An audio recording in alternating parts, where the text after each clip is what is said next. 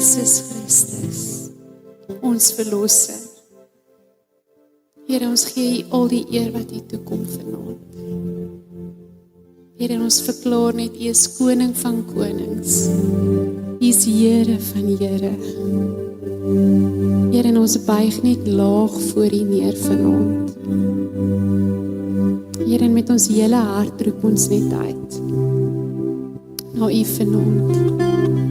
Here, en ek kom bid vir elkeen, soos ons net hierdie woord beweeg vanaand, laat U met ons elkeen se harte sal praat, met ons ore sal oopmaak, ons oë sal oopmaak, dat U ons verstand net sal laat stil staan met wat U vanaand mee met ons wil werk. Here, en ek bid ook dat die woorde wat ek preek vanaand, Here, en wat ek spreek, dat dit woorde uit U hart uit sal wees, Here, die waarheid, U suiwer waarheid, Here, en dat dit van U af sal kom. Ons bid dit in Jesus naam. Amen. Amen. Dankie, band. Geef vir 'n lekker handeklap.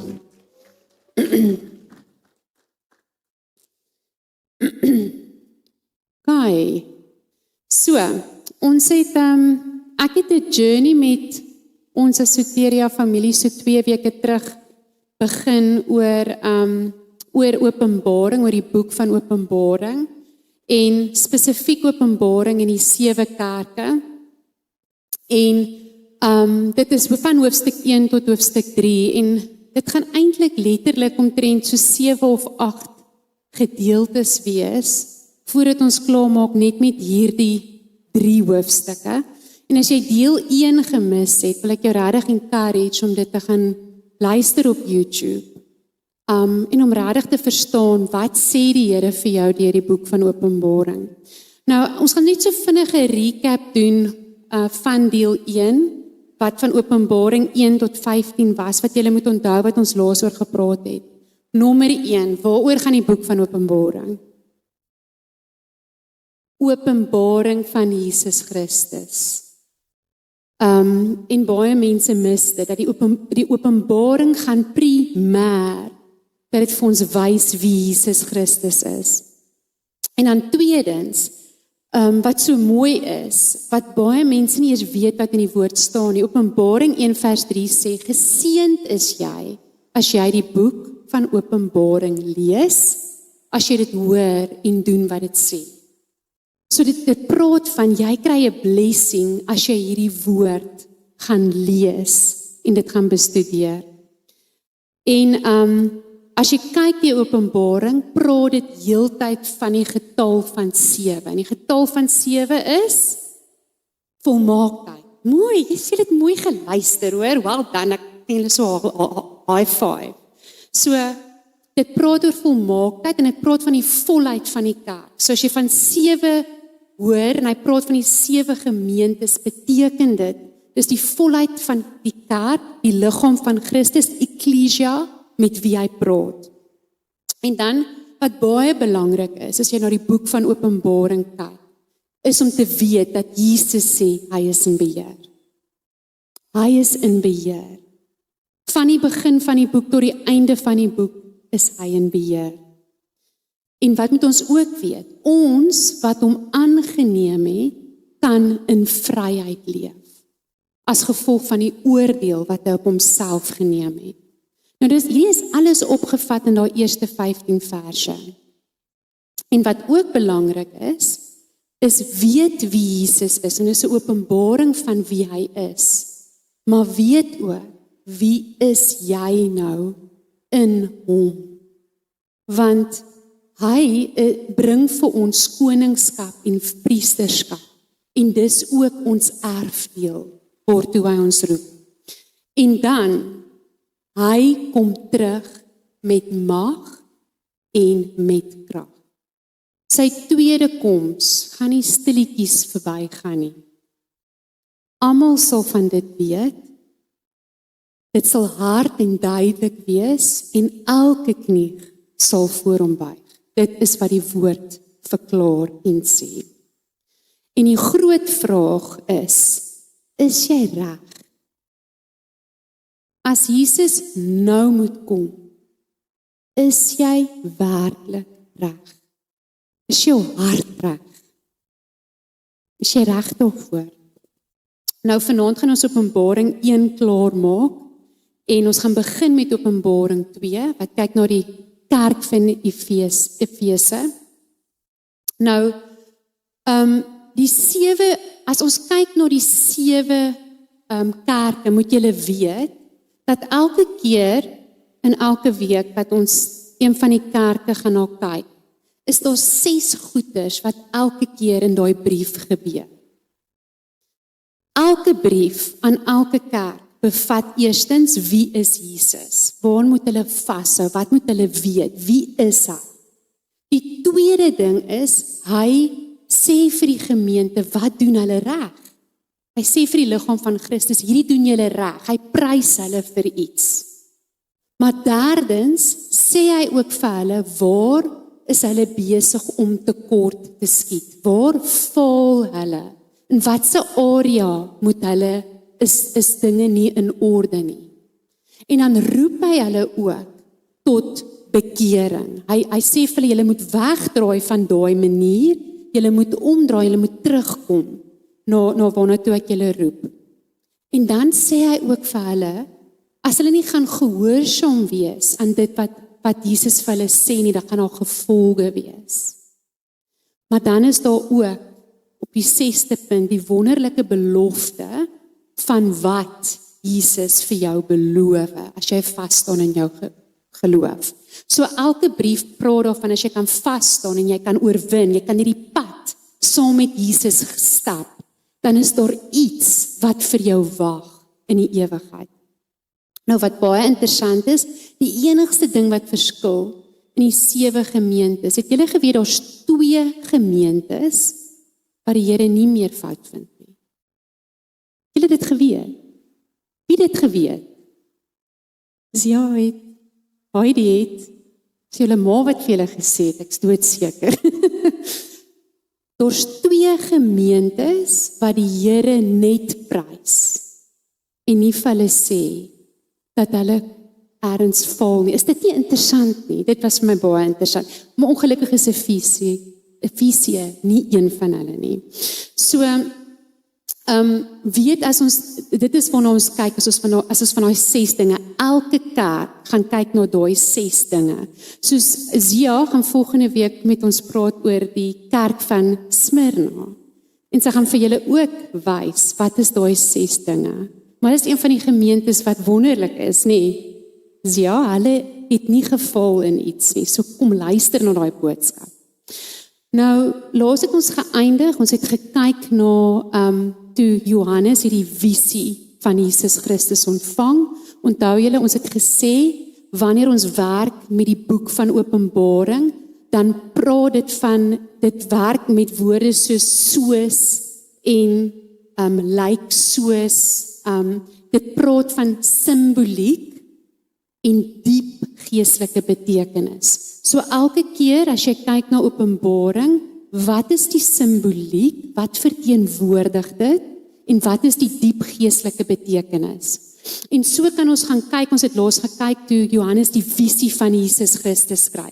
Toe hy die visie kry van Jesus met hierdie wit hare, soos dit in Openbaring staan, beteken dit nie Jesus is oud en grys nie, dit beteken hy is heilig en hy is rein.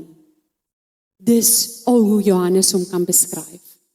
As dit praat van, hy het voete van koper, weet ons koper verteenwoordig wat in die woord. Ek kan chocolates bring, dan gaan ek hoor, kyk, wat sê jy? Suiwering? Nee. Suiwer? Nee. Koper praat van oordeel. Elke keer as jy kyk na koper in die woord van God, brass, dan verteenwoordig dit God se oordeel. Maar wat beteken dit vir ons as ons na Jesus kyk? Ons is verlos, want ons sit ons vertroue in hom. Ons het nie vrees as ons daarna kyk nie.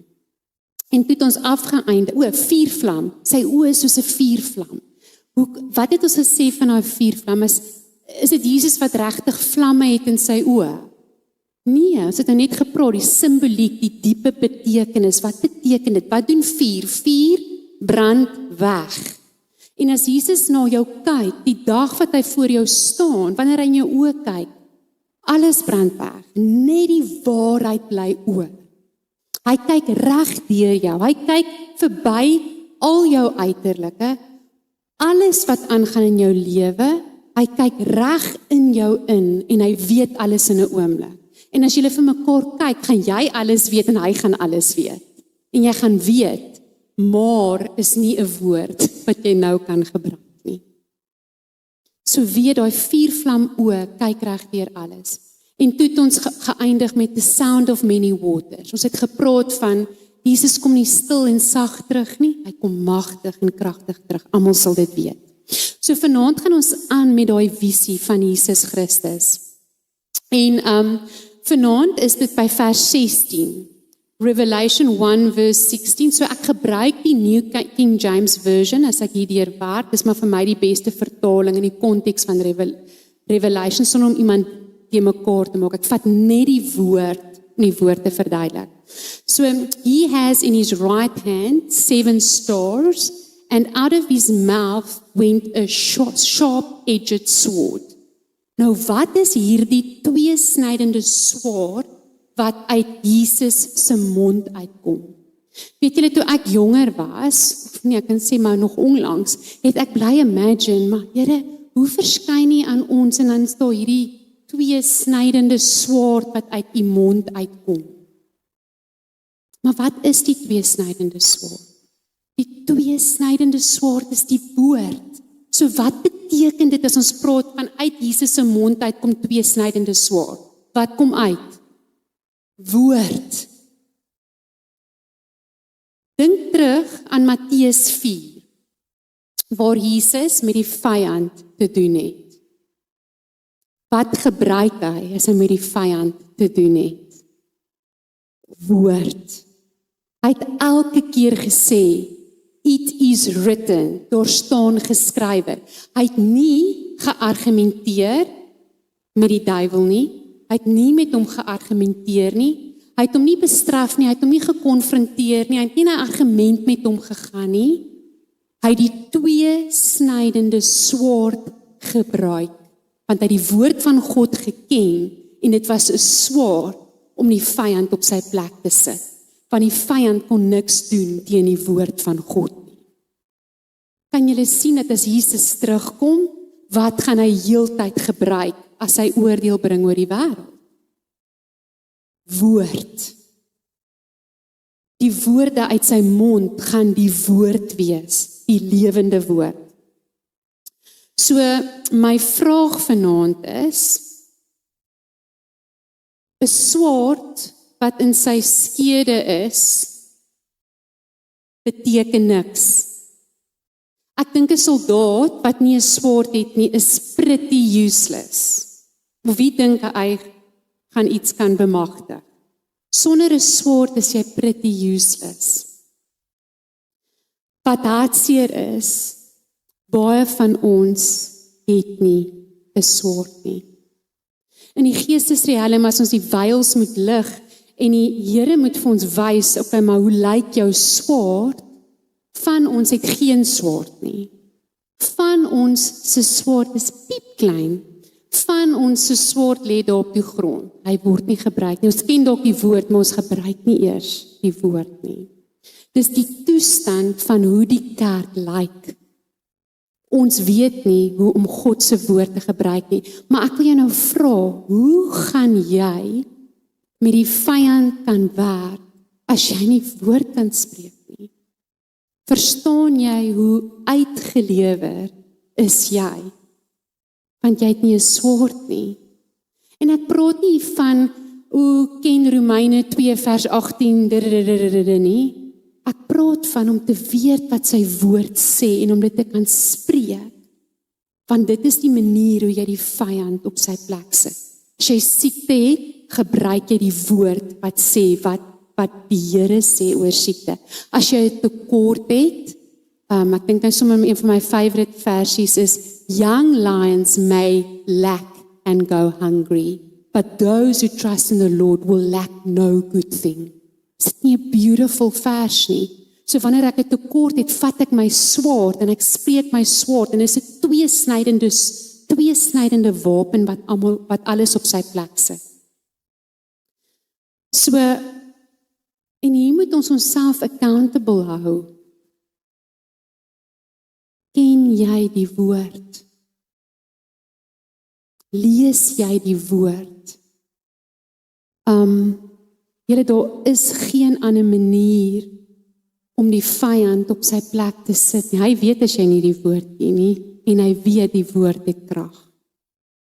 En ek wil vanaand vir jou sê, hierdie is nie om jou skuldig te laat voel nie, glad nie. Maar ons kan nie bekostig om nie elke dag sy woord te lees nie. En ek wil dit vir elke jong mens hier so sê, wil jy kragtig wees? Wil jy die vyand op sy plek kan sit? Ken sy woord. Want die Bybel sê ook die hele tyd, as jy nie versigtig is in hierdie tyd nie, gaan jy mislei word. En jy gaan nie die waarheid kan onderskei as jy nie die woord van God ken nie. En daarom as hierdie 'n nuwe journey met jou is, dan wil ek jy moet regtig iemand vra in die kerk wat jy nou opkyk en sê, luister, ek ken die Bybel glad nie. Waar begin ek? Hoe begin ek? Die beste plek om te begin is by die evangelies. Dis wat hulle sê, die 4 evangelies. Mieke kyk my aan op die 4 evangelies wat gaan oor Jesus. My personal favorite as jy moet my vra, ek dink Handelinge. Dis my favorite boek om by te begin. Want dit vertel van die nuwe kerk en wat alles gebeur het. En weet jy wat, as jy begin met 'n stuk, jy lees hom oor en oor en oor en oor en oor tot hy lewe in jou hart. En weet jy wat doen jy nog as jy die woord lees? Jy sê, Heilige Gees, kom leer my. Kom breek dit oop. En as jy die eerste keer lees en niks gebeur, dan hou jy nie op nie. Die vyand wil nie hê dat daai boek lewendig in jou moet raak nie.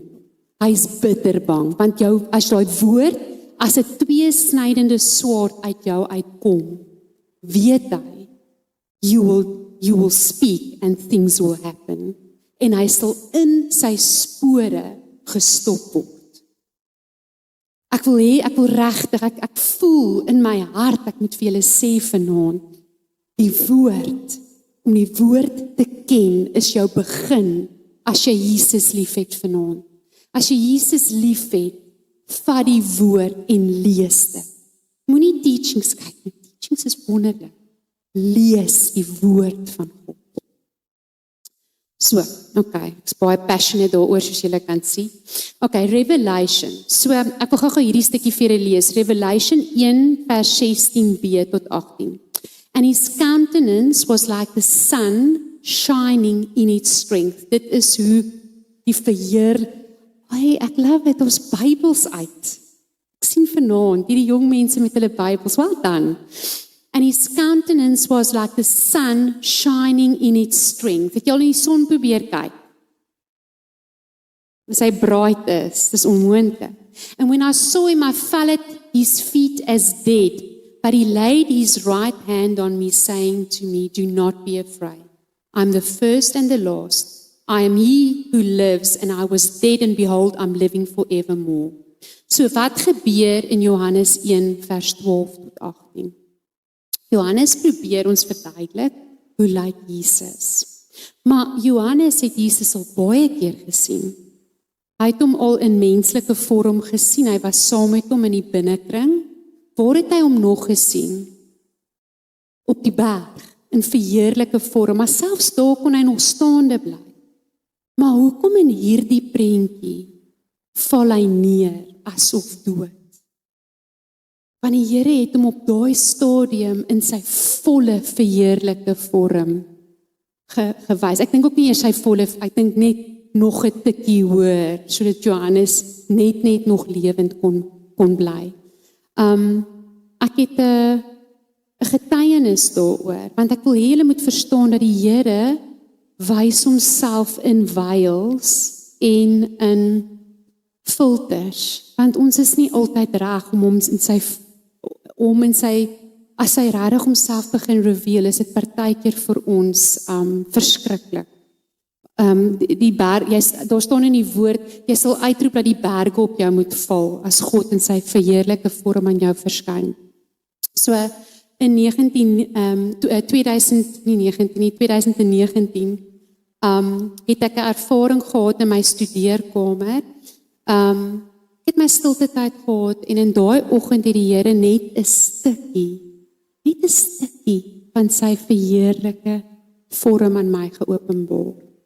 Kan nie vir julle verduidelik hoe dit was, en dit het ingekom in die kamer, en ek kon nie daarna kyk nie. Ek moes op die grond neerval, en dit was net oorweldigend, en al wat ek kon uitroep is, Here, ek kan nie. Kan julle glo, my eerste woorde, die Here verskyn in 'n mate aan my, en my eerste woorde is, Here, ek kan nie. Dis so hopeless 'n mens is. En weet julle, dadelik het die Here sy teenwoordigheid teruggetrek. Want ek het dan gesê, Here, ek kan nie. En vir die van julle wat nie weet nie, dit is waar my journey met Kingdom Encounters begin. Ek weet van julle stap die journey saam met my. Want daar die Here iets vir my van homself openbaar. Maar baie keer het ek 'n encounter met hom, en dis nie so nie, dis in 'n ander vorm, in 'n ander manier. So weet dat die Here werk in leiers met ons. Want baie mense sê, mos jy kan nie Jesus sien nie. Nonsens. Die hele Bybel is vol van encounters met die Here. Die hele Bybel. Verduidelik jy nou vir my hoe Jakob daai storie gedoen met die Here? Ja, sy heup was 'n bietjie uit, maar hy het nie dood gegaan nie. En die Bybel is vol daarvan. Dit verskil net waar en hoe die Here homself reveal. In sy troonkamer is dit baie anders as wat hy homself. So weet net daar's verskillende leiers. So in hierdie visie wat gebeur, hy sit sy regterhand op Johannes se skouer. En vanoggend het ek daai versie gekry, en ek wil dit share met julle, want ek voel die Here wil vir jou sê, hy sit sy regterhand op jou skouer. En hy sê vir jou presies, want wat sy eerste woorde wat hy in Johannes sê, moenie vrees nie. Wat sê Jesaja 41 vers 10? Ek het vanoggend daai exercise, en ek wil jy moet gou jou arm net so op jou skouer sit. Ek gaan sommer dit net weer doen, op jou regterkant. En ek wil jy moet bewus raak dat Jesus is net hier by jou, en hy sit sy regterhand op jou skouer. Hy sit dit op jou skouer. En hierdie is wat hy in Jesaja 41 vers 10 sê. Julle kan gou julle oë toe maak, ek gaan gou dit vir julle lees. Hoor dit. Raak eers bewus, sê Here, ek wil U net ervaar vanaand. Ek wil net hê U presence, ek wil net U hand hier op my voel. Hoor wat sê Jesaja 41 vers 10. Wees nie bevrees nie, want ek is met jou. Kyk nie angstig rond nie, want ek is jou God. Ek versterk jou, ook help ek jou. Ek ondersteun jou met my reddende regterhand. Wat 'n wonderlike belofte. Mag sy teenwoordigheid net so op jou rus. Kom ons gaan aan. En dit is eintlik hoe jy die woord activate. Ek wou nou activate, maar ons hardloop uit tyd uit vanaand. Jy vat die woord en jy maak dit lewend. As hy sê hy sit sy reddende regterhand op jou, dan sê jy, Here, ek wil voel hoe U hand op my sit, en jy bid dit op jou lewe toe. Nou, onthou julle, ek het, soos ons aankyk na daai storie, sê Jesus weer eens in Revelation, hy sê hy is die Alpha en die Omega, hy is die begin en die einde. Laas het ons gepraat, elke keer wat die Here daai gebruik, Alpha en Omega, begin en einde, eerste, laaste, wat beteken dit? Hy is ons verlossing, He is our Redeemer. Jy hoef niks te vrees nie. Hy is in beheer van alles. So as jy daai woorde hoor, moet jy dadelik net soos vrede kry en weet, hy is ultimately in beheer. Want Jesus sê hy weer in vers 17, I am the first and the last. En dan vers 18, nou hierdie is baie interessant. Ek seker van julle het nog nooit hierdie gehoor nie. I am he who lives and I was dead and behold I'm alive forevermore. Ons weet, hy was dood, hy het uit die doodheid opgestaan, hy lewe vir altyd. And I have the key of Hades and of death. Wat het hier gebeur? So Jesus het gesterf en hy het na die doderyk toe gegaan. Ons weet hy was vir 3 dae in die doderyk. Nou wat het daar gebeur? Want Jesus se verlossing, die verlossingswerk is klaar gedoen. Toe Jesus op die kruis was en hy het gesterf, het hy uitgeroep, "It is finished." So, dis nie verlossing wat in daai 3 dae gebeur het nie. Daar's iets anders wat gebeur het. Jy het mos nou die Afrikaans, ons het ons, ja, weet jy, partykeer raak ek so vies vir my tradisies. Ek gaan eers die kerk, maar in die kerk ter helle neergedaal het julle al daai ene gehoor?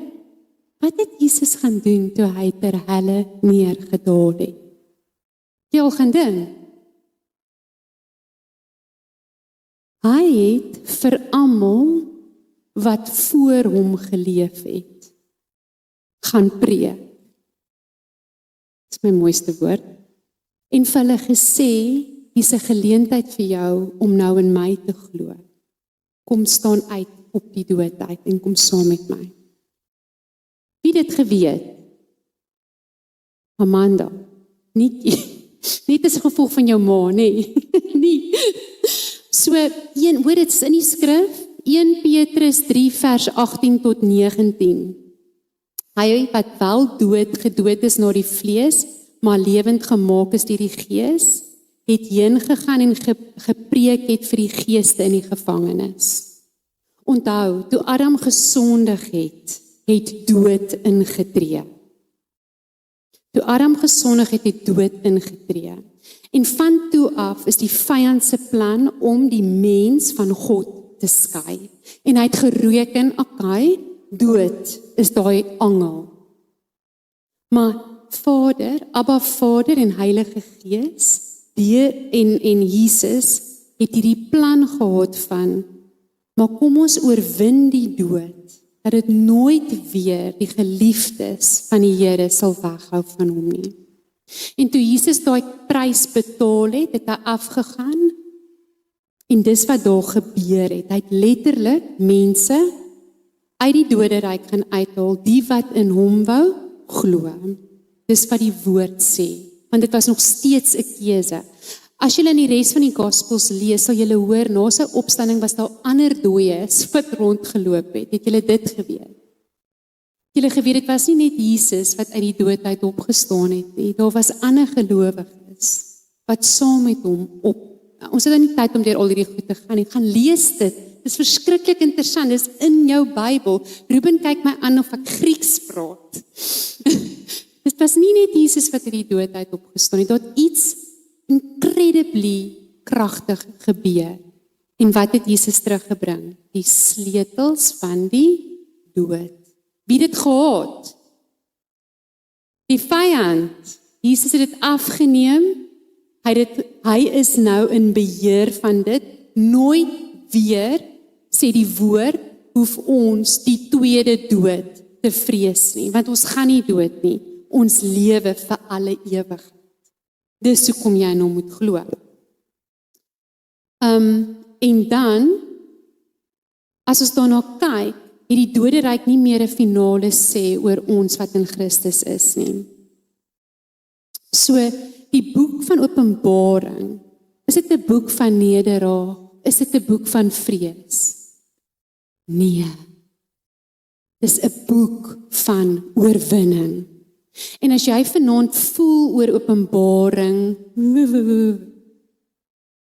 dan verstaan jy nie wie jy is in Jesus Christus nie, en jy verstaan nie wat hy kom doen het, toe hy die doderyk se sleutels gevat het nie, en jy verstaan nie die prys wat hy betaal het nie, en dis hoekom hy vir Johannes eers wys wie hy is, en wat is die boodskap aan die liggaam van Christus, voordat hy in die res van die detail ingaan. Want hy wou nie hê Johannes moes by die res van die detail vashou nie. Waar raak ons altyd vas? By die middelgedeelte van Openbaring. Ons vergeet die begin, wat baie kragtig is, en ons vergeet die einde, wat nog kragtiger is. Ons wil net weet wat hier in die middel aangaan. Maar ons vergeet die krag van wie Jesus Christus is. Nou, ons is uiteindelik by die kerk. Kan julle dink, dit vat ons al 2 sondae om net hoofstuk 1 af te handel? Dis soveel manna. Klap jy vir my hande, Mieke, dankie. Ok, eerste kerk, Efesie, vers 1 tot 7, 9. So, kom ons kyk Revelations 1 vers 20. The mystery of the 7 stars, which you saw in my right hand, and the 7 golden lampstands. The 7 stars are the angels of the 7 churches, and the 7 lampstands which you saw are the 7 churches. En daar's baie 7 stars. Dit klink so 7 sakke sout sand in daai een, nee. Okay. Ook weer vir my baie interessant. Daai angel of the 7 churches. Wie's die angel of the 7 churches? Wie's bra? Het julle geweet dis die geestelike leier van daai gemeente? Dis nie 'n engel nie. Gaan lees die Strongs. Gaan lees wat verwys word, dis 'n boodskapper en dit verwys tradisioneel na die pastore wat in beheer was van daai kerk, want die Here werk met hulle en het hulle verantwoordelikheid om na die kudde te kyk. Gaan lees Jesegiel 34 wat praat van geestelike leiers, pastore wat nie kyk na die kudde nie. Daar's 'n groot verantwoordelikheid. En in Openbaring sê hy, vat hierdie boodskap na die boodskappers van die kerk, die pastore, die geestelike leiers, want dit moet gedeel word met die gemeente. Wat onthou, God werk met orde, hy werk met struktuur en hy sê, hier kom 'n boodskap, sê vir die leier, want die leier sal accountable gehou word. Meer accountable gehou word as die individu wat in daai gemeente is. So dis nie 'n angel nie, dit is die persoon wat in beheer is van daardie gemeente. En dan weet ons die lampstands is die kerke. En dit verteenwoordig die liggaam van Christus. En jy kan weer eens net sien Jesus wat sê, as jy kyk na hierdie boodskap, onthou jy ons het gepraat oor die 7 dinge, jammer, hoeveel dinge? 6 dinge, die 6 dinge wat in elke gemeente vervat word. Wat is die eerste ding wat gaan gebeur? Jesus vertel hulle eers wie hy is. Hy herinner hulle wie hy is. En daar kan ons kyk in Revelations 2 vers 1, wie Jesus is. Hy sê, ek hou hierdie sterre, ek beweeg in die midde van hierdie kerke, ek is in beheer. So wat is die boodskap wat Jesus hierso vir die kerk sê? Hy sê, ek is besig om tussenin en rondom julle te beweeg. Julle is in my sorg, ek weet wat aangaan, ek is in beheer. Hy is besig om hulle te verseker, dat hulle nie alleen daar op hulle eie is. Onthou, dit was 'n verskriklike tyd waarin hierdie kerke geleef het, en waardeur hulle is. Hulle het met tye baie alleen gevoel, maar Jesus kom verseker hulle, want hy weet hulle sukkel hiermee. En dan begin hy met, wat doen hierdie gemeente reg? En hulle het 'n amazing CV. Hulle het regtig 'n amazing CV. Revelations 2 vers 2. I know your works, your labor, hoor van al die goeders wat die Here regtig kan identifiseer. Your labor, your patience, you cannot bear those who are evil.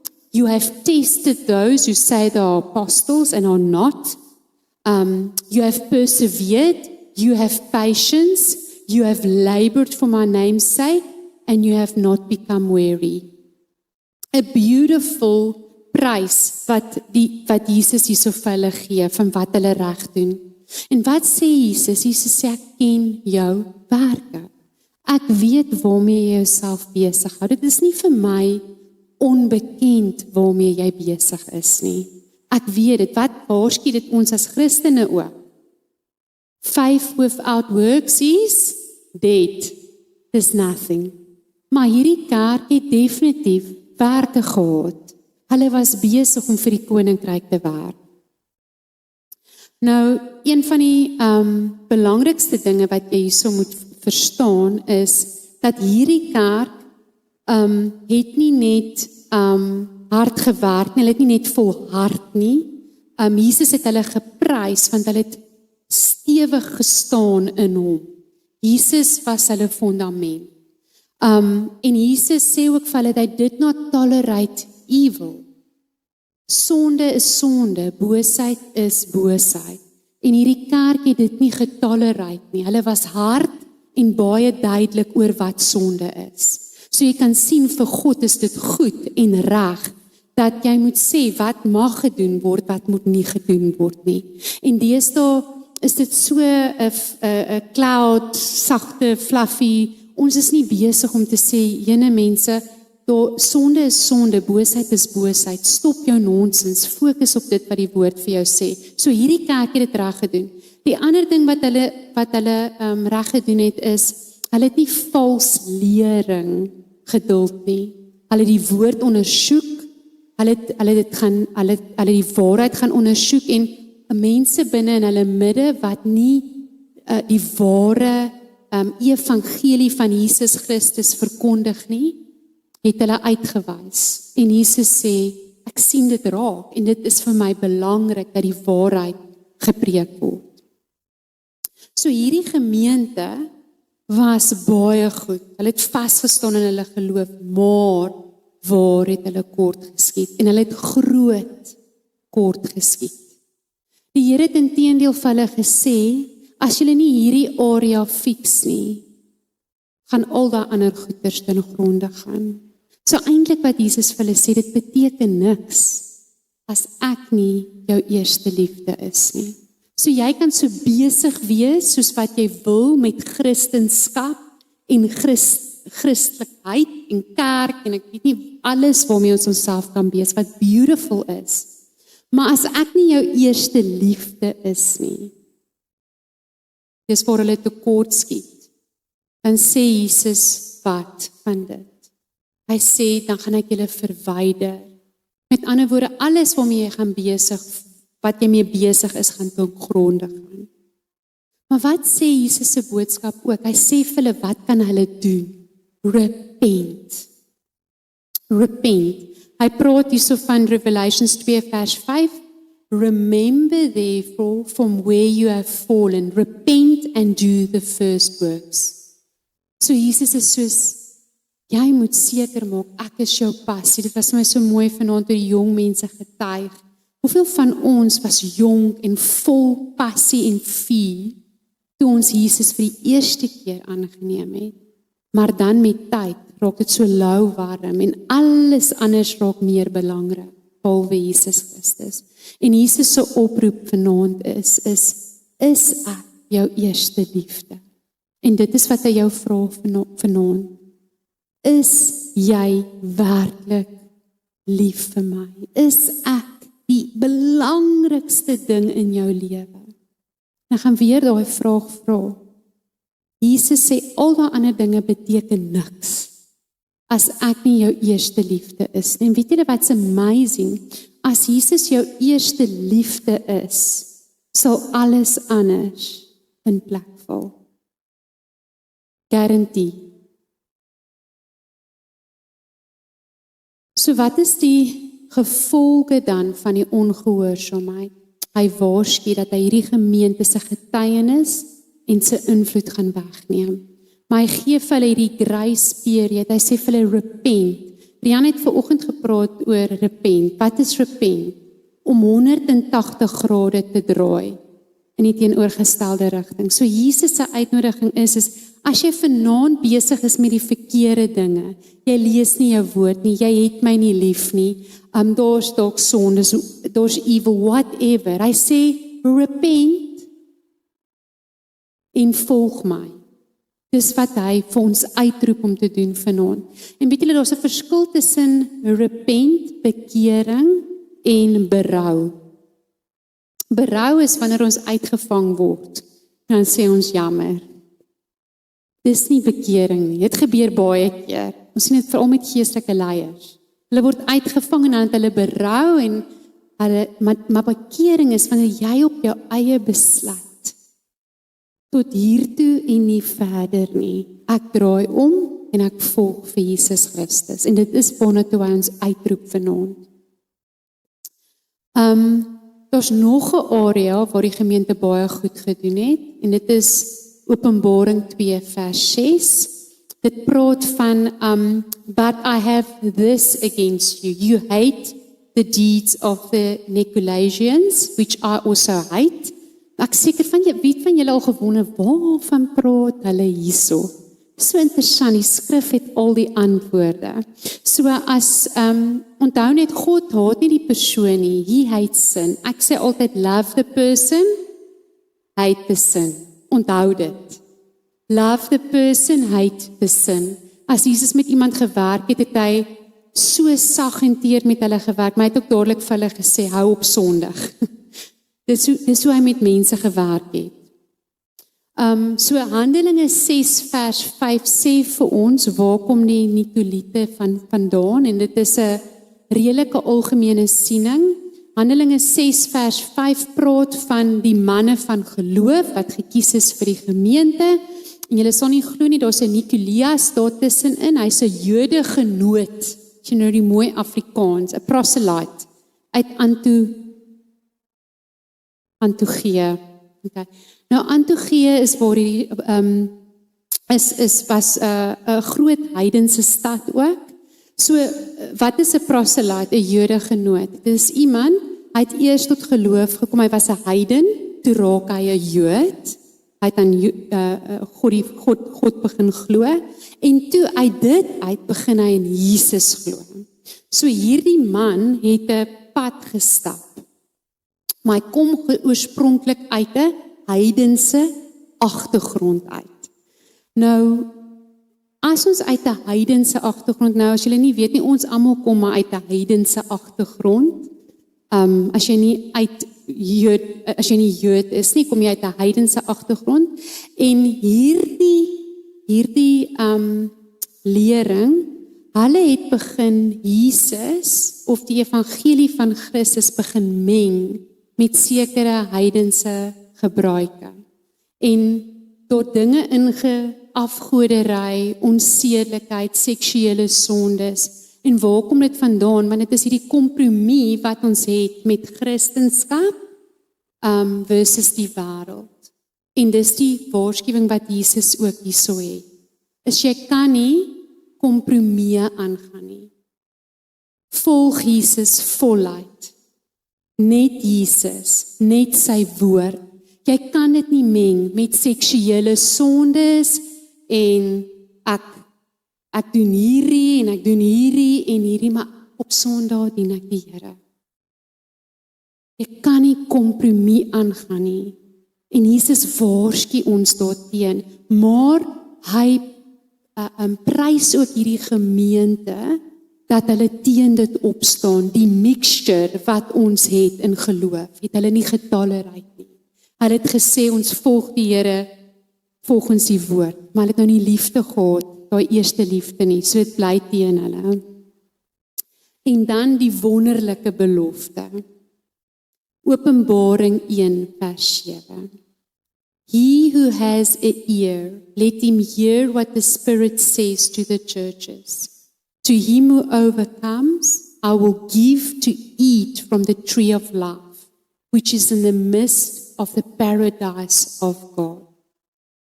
En dit is wat so wonderlik is. Elke brief het 'n wonderlike belofte vir ons wat God se kinders is. En ons moet oorwin oor al hierdie dinge waaroor ons vanaand gepraat het. Jesus sê, staan vas, volhard in jou geloof. Oorwin hierdie dinge waarteen ek julle waarsku. So wat is ons verantwoordelikheid as ons elkeen van hierdie briewe lees? Jy moet jouself ondersoek.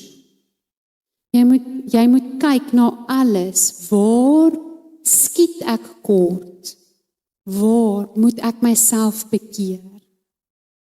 sodat Jesus, as hy na my kyk, sê hy, jy het vasgestaan in jou geloof, jy het oorwin, en dan kry jy die belofte. En onthou, na die sondeval, is die boom van die lewe buite die bereik van die mens geplaas. Want wat doen die boom van lewe? As jy daarvan eet, sal jy nie doodgaan nie. Maar Jesus het vir ons gesterf, en hy is die boom van lewe. En nou kan ons van hom eet en vir ewig lewe. Maar dan moet ons vas staan in ons geloof. Ons moet getrou wees in dit waartoe hy ons roep.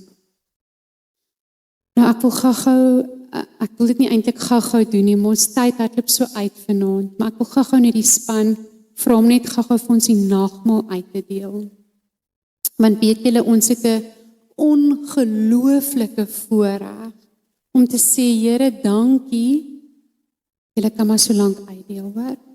Dankie dat deur u bloed en deur my belydenis kan ek van die boom van lewe eet en hoef ek nie dood te gaan nie. Is my ewigheid saam met u.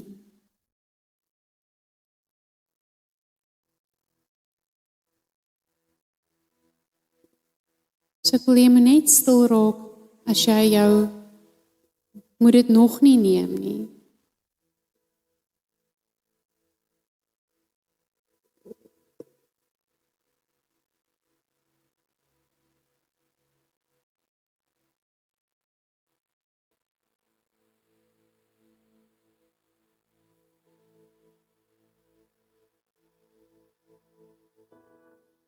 Ons gaan amper klaar maak.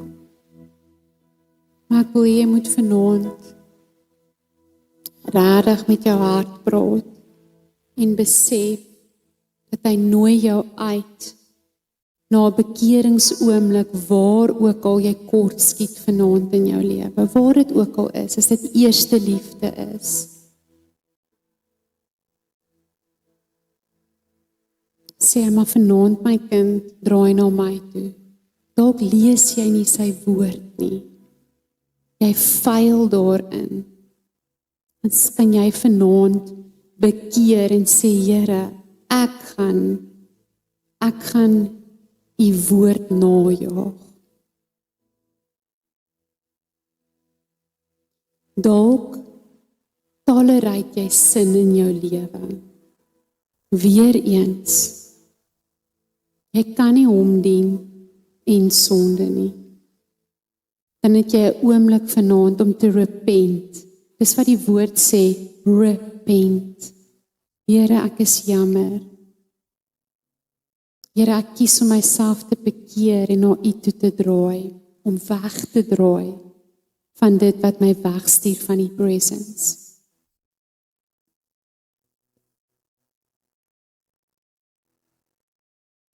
So soos wat ons vanaand nagmaal gaan doen, het ek 2 vrae. En dit is dieselfde vraag wat die gemeente van Efesië hulle self moes gevra het. Jesus, het ek my eerste liefde verlaat? Dis die eerste vraag.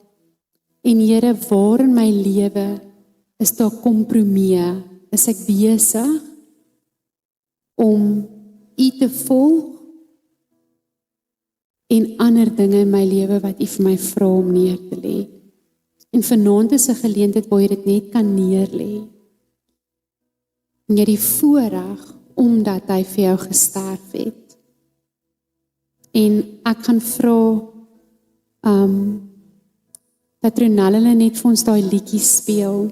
En terwyl daai liedjie speel, wil ek jy met jou hart net ondersoek vanaand. Onthou die woord sê ondersoek jou hart.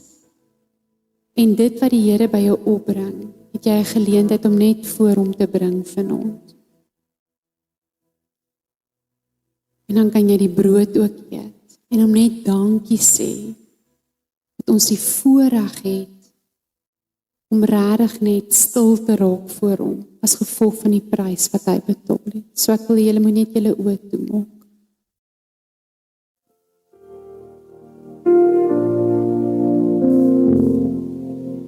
Everything around me fades, and nothing seems to satisfy. I find myself in one place again, where peace is still alive. No riches, no success, no answers could ever take your place, because in the quiet of your presence I find more than I could chase. Your presence is enough.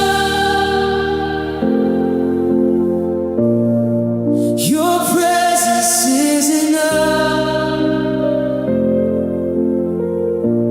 More than what I want, more than what I need. Your presence is enough. Your presence is enough. Jesus, you are all that satisfies me.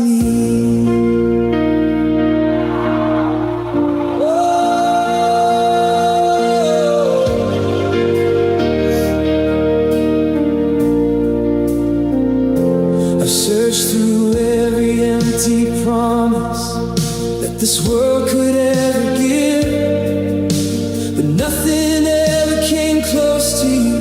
Nothing helped my soul to live. And in the moments I was broken, when I had nothing left to bring, you reminded me so gently, you were everything. Not just in the mountain seasons, but in the valley low. You were steady, you were faithful, you were all I needed most. Take the noise away, take the fear away. Let me hear your voice again. Your presence is enough. Your presence is enough. More than what I want, more than what I need. Ja, Here, ons sê net vir U dankie dat ons kan regtig net verklaar vanaand dat U teenwoordigheid is meer as genoeg vir ons. En Here, so bid ek vir elkeen wat hier voor my sit vanaand, insluitend myself, Here. Dankie dat U reddende regterhand op ons is. En dankie dat U vir ons sê, moenie vrees nie. Ek is met jou. Kyk nie angstig rond nie, want ek is jou God. Ek versterk jou. Ook help ek jou. En ek ondersteun jou met my reddende regterhand. Mag julle elkeen 'n geseënde naweek hê. Naweek? Week. Dis Sondag. Geniet julle week.